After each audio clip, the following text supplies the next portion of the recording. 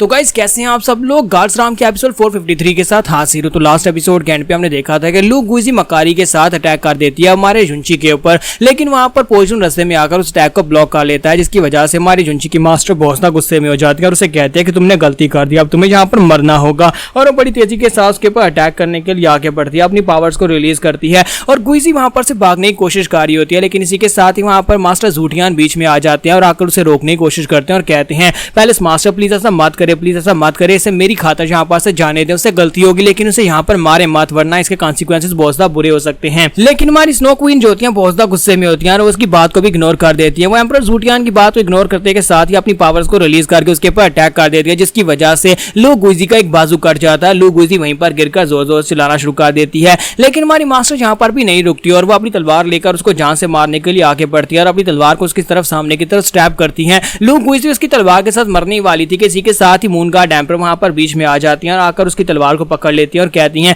Please यहाँ पर मेरी खातिर इसको छोड़ दे, प्लीज यहाँ पर इसको छोड़ दे, वरना यहाँ पर इसके कॉन्सिक्वेंसेस बहुत ज्यादा बुरे हो सकते हैं, इसको जान से मत मारें। तो ये बात सुनने के बाद वहीं पर रुक जाती है और कहती है ठीक है मैं आप दोनों के लिए यहाँ पर इसको जिंदा छोड़ देती हूँ। और साथ ही वो लू गुइजी से कहती है कि लू गुइजी मेरी बात को ध्यान से सुनो, आज मैंने यहाँ पर तुम्हें जिंदा छोड़ दिया है, अगर तुम बदला लेना चाहो तो दोबारा यहाँ पर आ सकती हो, मैं यहीं पर तुम्हें मिलूंगी, लेकिन अगर दोबारा कभी तुमने जुंची के ऊपर अटैक करने की भी कोशिश की तो मैं तुम्हारे डिसाइपल लू चेंगफेंग को जाकर ढूंढ कर मार डालूंगी, उसके टुकड़े टुकड़े कर दूंगी, अब यहाँ पर से दफा हो जाओ। इसी के साथ ही लू गुइजी जो होती है वहां पर शर्मिंदा होकर वापस चली जाती है, अपना एक बाजू कटवा कर वो वहां पर से भाग जाती है। उसके वहां पर से चले जाने के बाद मो जानचिन जो होते हैं वो जुंची से कहता है कि जल्दी से पोइजन को थैंक यू बोलो जिसने तुम्हारी जान बचाई है। तुम्हारा जुंची जो होता है पोइजन से कहता है कि सीनियर ब्रदर तुम्हारा बहुत बहुत शुक्रिया, तुमने यहाँ पर मेरी जान बचाई है। तो वो कहता है कोई बात नहीं, ये तो मेरा फर्ज बनता है अपने दोस्त के लिए सब कुछ करना, क्योंकि हम दोस्त हैं। और साथ ही मां जुंची वहां पर मून गार्ड एम्परर और मास्टर झूठियान दोनों को वहां पर थैंक यू बोलता है और उनसे कहता है कि आप लोगों का भी शुक्रिया यहाँ पर मेरा इतना साथ देने के लिए। मास्टर झूठियान उसे कहते हैं नहीं नहीं कोई बात नहीं, कोई बात नहीं, हम सभी लोग तो यहाँ पर यही देखने के लिए आए थे कि आज ये मिरेकल वाकई में जिंदा है, वहां पर उस इवल बेबी के अटैक के बावजूद तुम अभी तक जिंदा हो, ये वाकई में बड़ी कमाल की बात है। मैं इस बात से बहुत ही खुश हूँ कि हम लोग यहाँ पर अपनी ईस्टर्न ड्रामा में तुम्हारे जैसे एक टैलेंट को दोबारा देख पा रहे हैं। मास्टर झूठियान उसे कहते हैं कि लड़के वैसे भी यहाँ पर जो कुछ भी किया वो सब कुछ तुम्हारी मास्टर ने तुम्हारे लिए किया है, तुम्हारी मास्टर के बारे में हम लोग बिल्कुल भी नहीं जानते थे कि तुम्हारी मास्टर एक 10th लेवल की वॉर गार्ड है। मास्टर झूठियान उसे कहता है क्योंकि मैं ईस्टर्न टेरिटरी का गार्ड राम का एम्परर हूँ, तो मैं इस बात से बहुत ज्यादा खुश हूँ कि मेरी टेरिटरी में यहाँ पर एक और एम्परर गार्ड बनने वाला है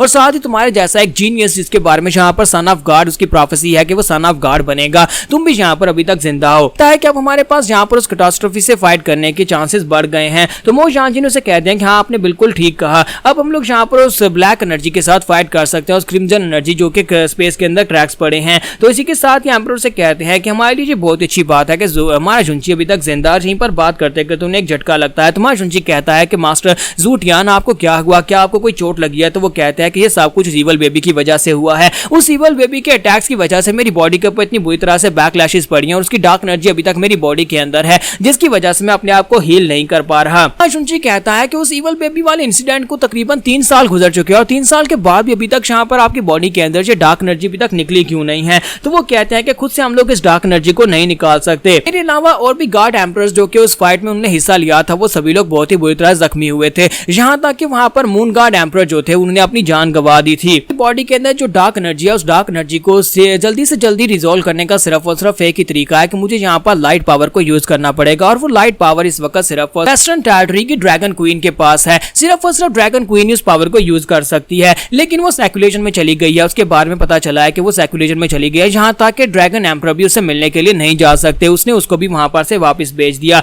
इसी वजह से वो हमारी मदद नहीं कर सकती। फिलहाल के लिए हमारे पास और कोई ऑप्शन नहीं है, हमें यहाँ पर खुद से अपने आप ही सिविल एनर्जी को थोड़ा थोड़ा करके अपनी बॉडी से निकालना होगा ताकि हम लोग अपने आप को हील कर सकें। और साथ ही वो जुंची से कहते हैं अच्छा ठीक है हमें यहाँ पर से वापस जाना होगा, हमें और भी बहुत सारे काम करने हैं। और इसी के साथ जैसे वो वहां पास जाने लगती है हमारा जुंची उनसे कहता है कि मेरी बात सुने, अगर आप यहाँ पर लाइट पावर को यूज करके अपने आप को हील करने की बात कर रहे हैं तो मैं आपके लिए ये कर सकता हूँ, मैं आपकी बॉडी के अंदर से डार्क एनर्जी को निकाल सकता हूँ। तो ये बात सुनते ही मास्टर झूठियान वहीं पर रुक जाते हैं और कहते हैं क्या तुम ये कर सकते हो? और बाकी के सभी लोग भी हैरान हो जाते हैं और कहते हैं ये यहाँ पर क्या कह रहा है। मास्टर जानचिन उसे कहते हैं कि जुंची यहाँ पर बकवास मत करो, तुम ऐसा कुछ नहीं कर सकते। तो इसी के साथ ही मास्टर झूठियान कहता है कि बच्चे मैं यहाँ पर इस बात से बहुत ज्यादा खुश हो कि तुम मेरी मदद करना चाहते हो, लेकिन वो लाइट की पावर सिर्फ और सिर्फ ड्रैगन क्वीन ही यूज कर सकती है, इसके अलावा किसी के पास वो लाइट की पावर नहीं है। तुम्हारा जुंची उस लाइट पावर को रिलीज करता है और कहता है कि आप यहाँ पर इस लाइट की पावर की बात कर रहे हैं। लास्ट टाइम यानी कि 30 साल पहले जब मेरे मरने से पहले मैं ड्रैगन क्वीन के साथ जाकर मिला था, ड्रैगन क्वीन ने मुझे अपना डिसाइपल बना लिया था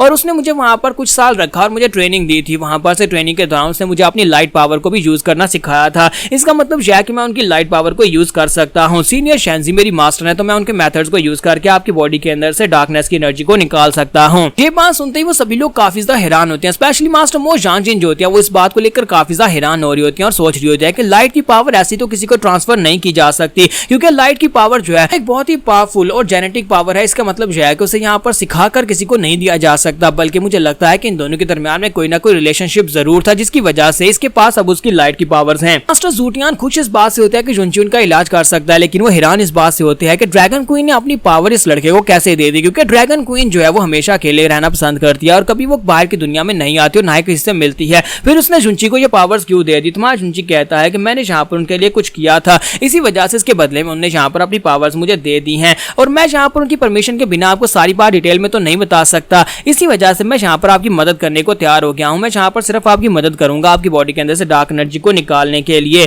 क्या आप यहाँ पर मेरी लाइट टेक्निक की मदद से अपनी बॉडी के अंदर से डार्क एनर्जी को निकलवाना चाहेंगे? मास्टर जूटियान उसकी और भी ज्यादा तारीफें करते हैं और कहते हैं कि तुम्हारे बारे में जो प्रोफेसी थी कि तुम सन ऑफ गॉड हो, मुझे लगता है कि वाकई में सच है। तुम्हारे पास तो एक से ज्यादा टेक्निक्स है, एक से ज्यादा पावर्स हैं और अब यहाँ पर ड्रैगन क्वीन ने भी तुम्हें एक्नॉलेज किया और अपना डिसाइपल बनाकर अपनी लाइट टेक्निक तुम्हें दे दी है। उसी के साथ ही वो जुनची की और भी ज्यादा तारीफें कर रहे होता है कि तुम मिस्टर राम के लिए एक बहुत बड़ी ब्लेसिंग। और माया जुनची की मास्टर वहां पर खड़ी खड़ी सोच रही होती है क्या वाकई में जहाँ पर इसकी तारीफ होना ये अच्छी बात है। और माया जुनची से कहता है कि नहीं आप यहाँ पर मेरी कुछ ज्यादा तारीफें कर रहे हैं, आपको यहाँ पर ये सारी बातें नहीं करनी चाहिए।